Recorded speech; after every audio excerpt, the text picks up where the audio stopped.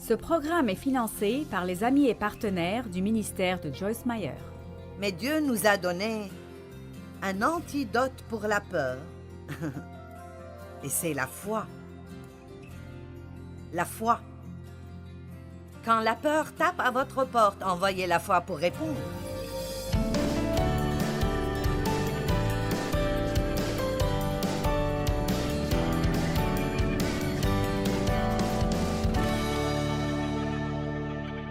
Je serai franche et je dirais que nous avons tous probablement beaucoup plus de peur dans nos vies que nous le reconnaissons. Et d'habitude, si vous avez une grande peur et votre cœur bat, vous savez, c'est vraiment « Oh, j'ai si peur ». Vous comprenez ça, n'est-ce pas?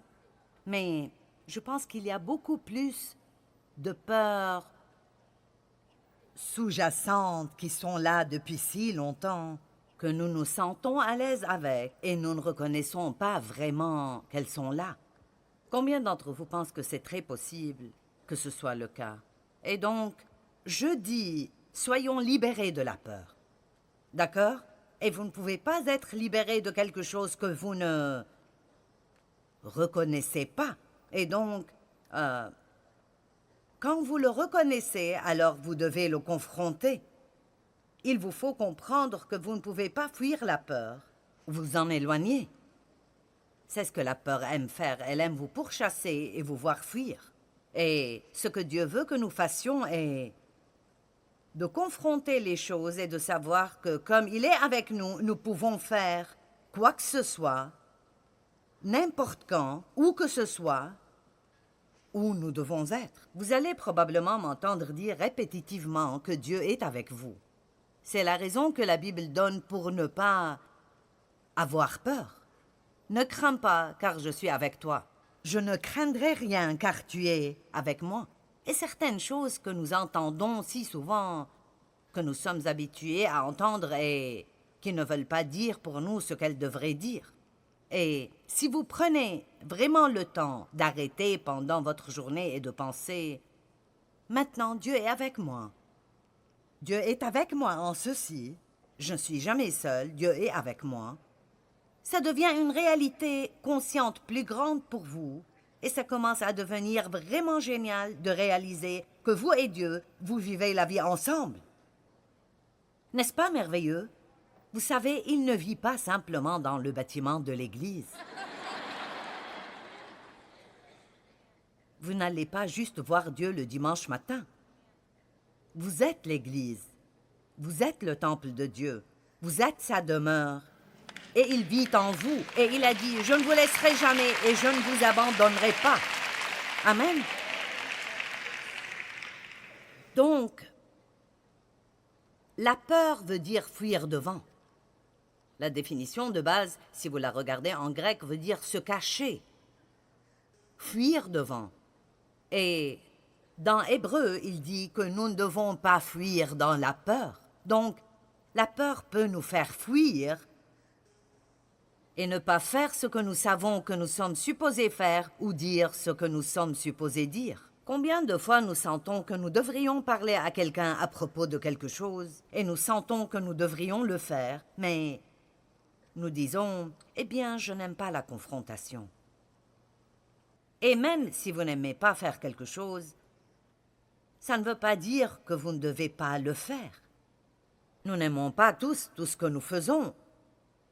C'est pour cela que nous avons besoin du Saint-Esprit en nous pour nous montrer quoi faire. Donc, le courage est d'agir dans la peur. Le courage est de faire ce que vous savez que vous devriez faire, bien que vous ayez peut-être peur. Si vous pensez que vous allez avoir des temps dans votre vie où vous ne ressentez jamais la peur, vous avez tort. Vous la sentirez à différents moments dans vos vies, jusqu'à ce que vous ne soyez plus dans un corps humain, parce que la peur est l'arme numéro 1 que le diable utilise contre le peuple de Dieu pour les arrêter d'avoir leur destinée ordonnée par Dieu. Amen. Je me demande combien de personnes ici se sont éloignées de quelque chose à un point dans votre vie qui était quelque chose que vous étiez supposé faire qui aurait été vraiment, vraiment, vraiment une chose géniale et merveilleuse. Et maintenant vous dites, « Ah, si seulement j'avais... » Eh bien, nous ne mettons pas de ce côté de la vie où nous vivons avec des regrets. Commençons à faire ce que la vie nous dit et vivons dans la foi. Maintenant, le diable a beaucoup de peur et c'est comme un poison. Mais Dieu nous a donné un antidote pour la peur et c'est la foi. La foi. Quand la peur tape à votre porte, envoyez la foi pour répondre. Amen. Maintenant, si vous faites des recherches sur les poisons et les antidotes, vous verrez qu'il y a certains antidotes qui marchent sur certains poisons. Et donc, si vous êtes empoisonné, vous allez à l'hôpital et vous leur dites ce que vous avez pris et quel insecte vous a piqué, et ils vous diront quel est l'antidote. Eh bien, la Bible nous enseigne que l'ennemi viendra contre nous avec la peur, que c'est un esprit mauvais, car Dieu ne nous a pas donné un esprit de peur, mais de puissance, d'amour et une pensée saine. Et nous sommes encouragés à travers la Bible à marcher dans la foi, à vivre par la foi. Et alors je pense que très souvent les gens ont de la foi ou ils utilisent la foi quand ils ont une sorte d'urgence. J'ai besoin d'une percée. Donc nous pensons que nous allons prier avec foi et que nous aurons une percée. Mais la Bible ne nous dit jamais de faire ceci. Elle dit de vivre par la foi. Elle dit que l'homme juste vivra par la foi. Nous devons exercer notre foi à chaque moment de chaque jour. Nous devons vivre par la foi, marcher dans la foi. Et dans Romains 1,17, il nous dit qu'il y a une justice qui est vraiment reliée à notre relation personnelle avec Dieu. Il y a une justice qui est révélée dans la Bible, qui nous mène de la foi à plus de foi, à plus de foi. Et alors, ceci nous amène à ce domaine de savoir que Dieu vous aime et qu'il vous aime complètement et qu'il est juste fier de vous et qu'il a un bon plan pour votre vie et que vous êtes rendu juste en lui à travers le sang de Christ et que vos péchés ont été pardonnés.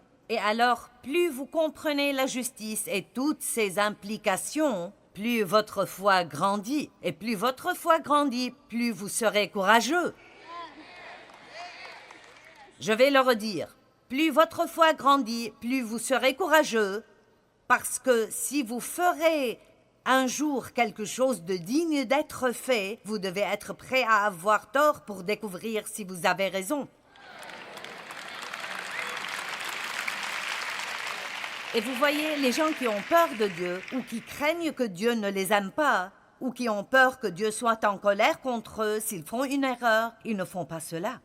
Donc, toute chose, tout ce qui a à voir avec la paix ou la joie ou le succès dans la vie est basé sur la fondation de savoir qui vous êtes en Christ, que Christ vous aime. Il vous aime, il vous aime, il vous aime, vous aime, vous aime, vous aime, vous aime. Il vous aime, il vous aime, vous aime. Et un autre mot que nous disons beaucoup est que Dieu vous aime inconditionnellement. Et nous entendons ce mot tellement que j'ai décidé d'utiliser un mot un peu différent. Et c'est complètement. Complètement. Vous savez, nous sommes tous confrontés par Dieu à différents moments de notre vie quand Dieu veut que nous montions plus haut. Et donc, j'ai appris à vraiment apprécier cette conviction du Saint-Esprit. Ça ne me gêne pas. Je l'aime, je l'accueille, parce que, pour moi, c'est un signe que Dieu s'occupe de moi, qu'il m'aime. Vous savez, quand j'ai commencé dans ma marche avec Dieu, à chaque fois que Dieu me montrait quelque chose qui ne va pas en moi, je me sentais condamnée. Mais ce n'est pas le but. La conviction n'est pas pour la condamnation. La conviction est pour que nous puissions faire face à une situation et puis s'en occuper avec Dieu pour qu'il puisse faire de nous de meilleures personnes. Et donc, vous savez, quand Dieu travaille en vous, il y a une partie en vous qui est déçue de vous-même, parce que parfois nous faisons des choses et nous ne réalisons pas comment elles affectent les gens. Et quand Dieu vous les montre, vous dites, mon Dieu, vous savez, Mais qui... Bien. Comme je priais, je me suis entendu dire, « Tu sais, Seigneur, c'est si bon de savoir que bien que tu me montres quelque chose qui n'est pas une bonne chose, que tu veux changer en moi, et alors que tu travailles en moi sur ceci, je sais toujours que tu m'aimes complètement. » Mais écoutez-moi, c'est la liberté, et ça m'a pris beaucoup d'années pour arriver là. Et j'ai remarqué que... Comment peut-il m'aimer complètement s'il me dit que je fais quelque chose de mal? Eh bien, parce qu'il ne nous aime pas d'après ce que nous faisons. Et c'est difficile pour nous de comprendre ceci. Dieu ne nous aime pas d'après ce que nous faisons. Il nous aime parce qu'il est amour. C'est vraiment tout ce qu'il sait faire. Il ne sait pas comment faire quoi que ce soit d'autre. Amen. Vous avez une justice devant lui qui a été achetée et payée par le sang de Christ.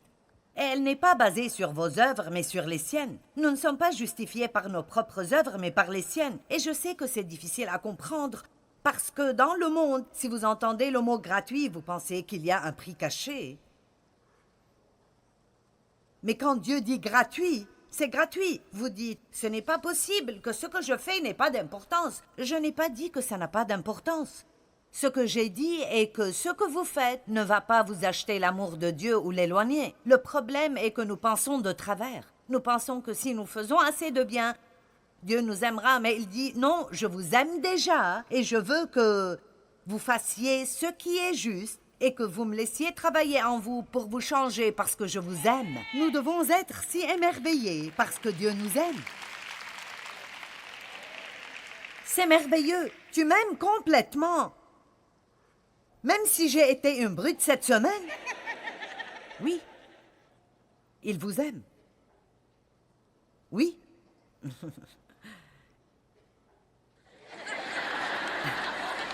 Est-ce que vous allez bien là-haut? Je veux que vous sachiez que je sais que vous êtes là-haut. Donc Dieu nous donne la foi et nous devons marcher dans la foi. Et plus nous savons combien il nous aime, plus nous pourrons exercer notre foi. Luc 18, verset 1 et verset 8. Jésus leur adressa une parabole pour montrer qu'il faut toujours prier et ne point se relâcher, fuir et abandonner. Je vous le dis, il leur fera promptement justice et les vengera. Mais, et j'aime ceci, quand le Fils de l'homme viendra, et vous savez qu'il reviendra,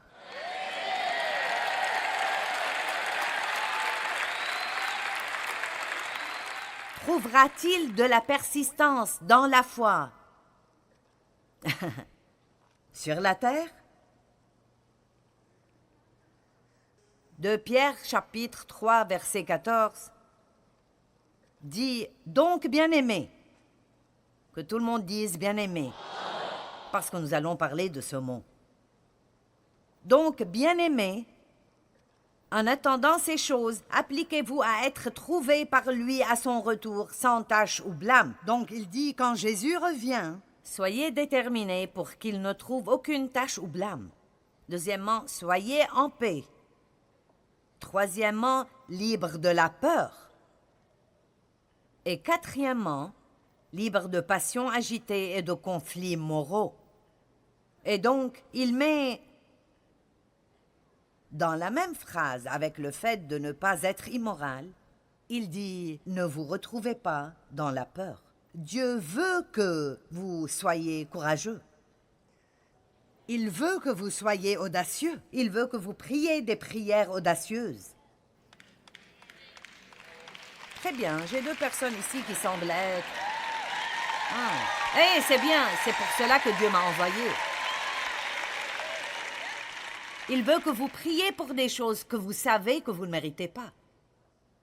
J'ai dit, il veut que vous priez pour des choses que vous savez que vous ne méritez pas. C'est pour cela, bien-aimés, que nous prions au nom de Jésus, pas en notre nom.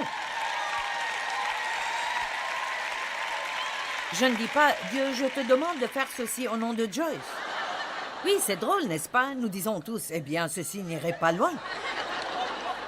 Mais non, vous devez aller et lire souvent ce que la Bible dit dans Jean 14 et 16 à propos de demander en son nom. Et la Bible amplifiée en particulier dit que quand nous demandons en son nom, nous présentons à Dieu tout ce que Jésus est.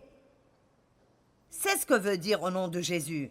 Donc je dis, je sais que je ne le mérite pas, donc je ne vais pas perdre mon temps à prier en mon nom, mais je vais prier cette prière audacieuse au nom de Jésus, pas parce que je le mérite, mais parce que je crois que c'est ta volonté. Je préfère demander beaucoup et en recevoir la moitié plutôt que de ne rien demander. Je répète, je préfère demander beaucoup.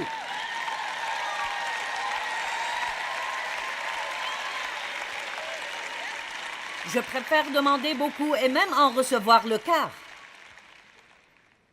Dieu ne sera pas en colère contre vous si vous demandez trop. Maintenant, je ne suggère pas que nous soyons juste avides et je ne parle même pas de demander des choses. Demandez à Dieu de se révéler à vous, de vous parler, de vous faire de grandes choses sur terre pour lui, de vous mettre dans une position où vous pouvez exalter son nom et le glorifier. En titre de fait, je pense que nous ne devons pas prier à propos de choses tout le temps.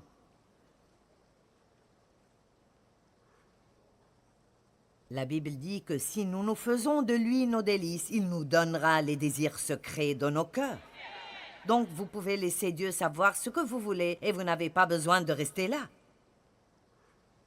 Je prie des prières audacieuses. J'ai demandé à Dieu de me laisser aider chaque personne sur terre et c'est assez audacieux.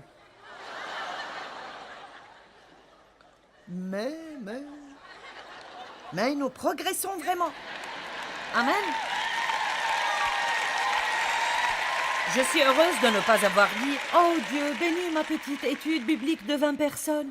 Je veux dire, je ne dis pas que ce n'est pas bien si c'est ce que vous croyez que vous êtes supposé faire. Mais si vous avez une grande vision, vous feriez mieux d'ouvrir votre bouche et de commencer à prier des prières audacieuses. Donc, soyez libres de la peur et libres des passions agitées. Je veux dire cela très simplement. La peur tourmente. Dans 1 Jean 4, il dit « La peur tourmente ». Maintenant, j'ai grandi enraciné dans la peur, juste enraciné dans la peur. Mon père était méchant et il contrôlait tout le monde par la peur. La peur d'être frappé, la peur d'être tapé, la peur de l'énerver, la peur de quoi que ce soit. La peur, la peur, la peur, la peur, la peur. Et ça m'a pris très, très longtemps, avec l'aide du Saint-Esprit, pour me sortir de tout cela. Et je m'occupe toujours de choses, tout comme tout le monde le fait. Personne n'arrive tant qu'il est toujours dans son corps humain. C'est notre but de continuer à avancer. Amen, de continuer à avancer, d'aller en avant. Donc, est-ce qu'il trouvera de la foi? Quand il reviendra, Hébreux 11:1 dit « La foi est une ferme assurance des choses qu'on espère, une démonstration de celles qu'on ne voit pas. » Donc, quand vous avez une manifestation, vous n'avez plus vraiment besoin de foi. Mais quand vous ne voyez pas ce que vous espérez voir, là, vous avez besoin de foi. J'ai la foi que Dieu est avec moi ce soir et que les 10 mots suivants qui sortent de ma bouche auront tous un sens. Mais quand je rentre chez moi et je sens que j'ai bien prêché, alors je n'ai plus besoin de la foi pour cela. Donc je dois avoir la foi que j'aurai une bonne nuit de sommeil ce soir et puis avoir la foi que tout ira pour le bien demain. Nous marchons dans la foi, nous vivons par la foi. Et puis j'aime particulièrement une définition que la Bible amplifiée donne dans Colossiens chapitre 1, à propos de la foi, que la foi est l'appui de la personnalité humaine entière sur Dieu, dans la foi et la confiance absolue en sa puissance, sa sagesse et sa bonté. Sa puissance, sa sagesse et sa bonté. En d'autres termes, Dieu a la puissance de faire ce qui doit être fait dans votre vie. Il a la sagesse de savoir comment le faire comme il faut et il est assez bon pour vouloir le faire même avec quelqu'un qui ne le mérite pas. Maintenant, qui ne serait pas enthousiasmé avec un Dieu comme ça? Ça me gêne vraiment, les images que le monde montre de Jésus parfois. Ce petit type émacié, vous savez. Et de petits bébés, de gros bébés anges avec de petites ailes.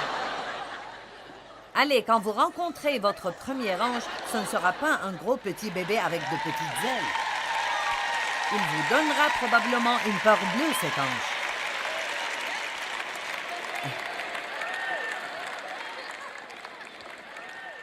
Amen. Mon Dieu, Jésus a du feu dans les yeux et une épée qui sort de sa bouche. Et il vient sur un destrier blanc.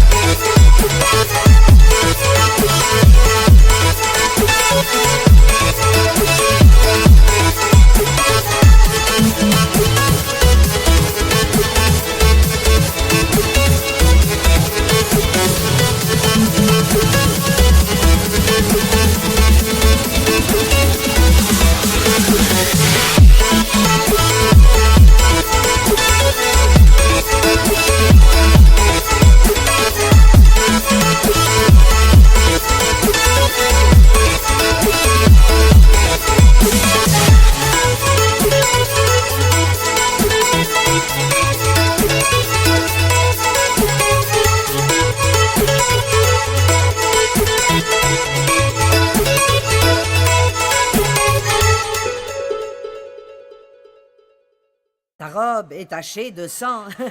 Vous savez, c'est comme « Wouh !» Très bien. Exode 14, 10. Pharaon approchait.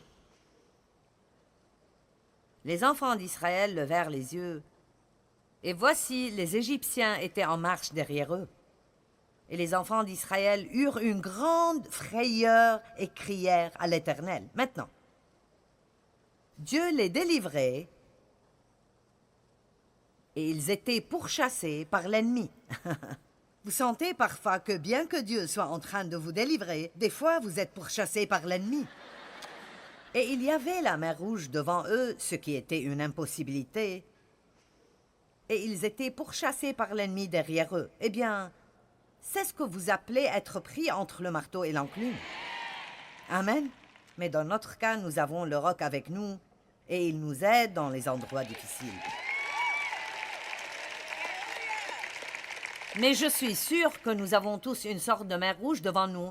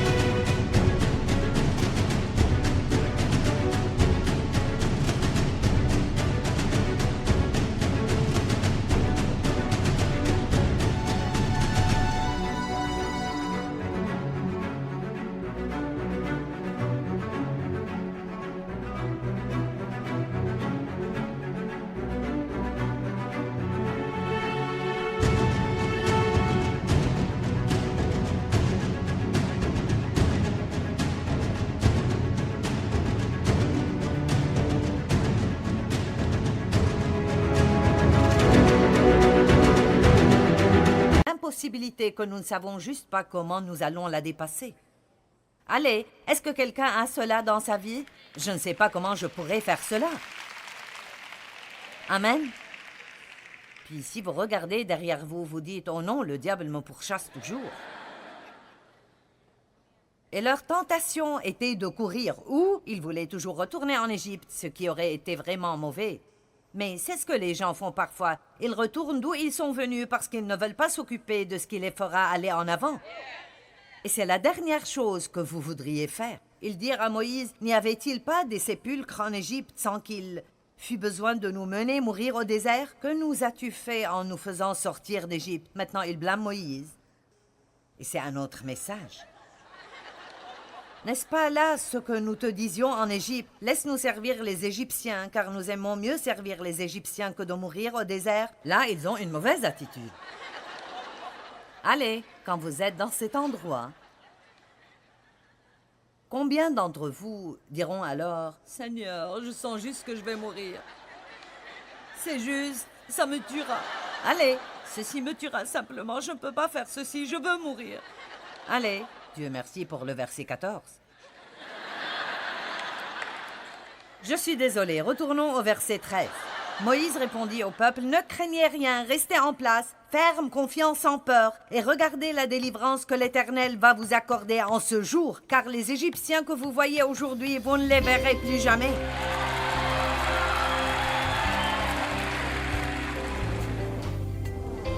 Eh bien, laissez-moi vous rappeler que la peur est une impasse, mais la foi a toujours un avenir.